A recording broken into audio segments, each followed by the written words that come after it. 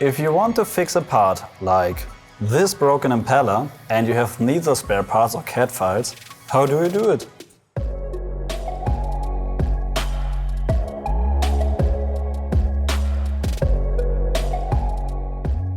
Hi, my name is Cornelis Wildner from GOM Germany. I'm here at Formlabs in Berlin, and today I want to show you how to scan and fix this broken part. All we need to contrive a production file is a quick scan and later on some clicks in our software. So let me start a quick scan.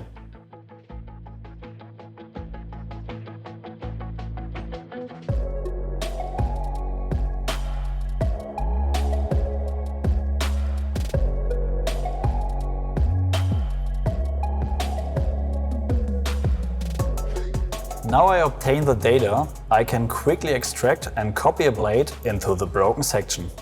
In fact, it's the software that helps me to easily work through this process. Let's go over to the GOM Inspect software. And here's our point cloud ready to work with. First of all, I copy my scanned mesh into the clipboard. On the copied mesh, I will select one of the blades, like this.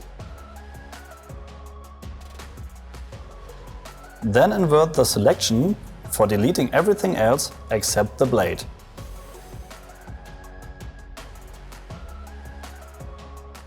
I rotate the blade into the broken area.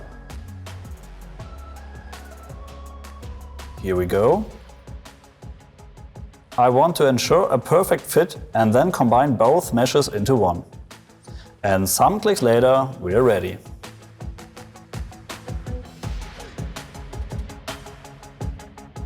This is actually all it needs to generate a working file for your 3D printing device.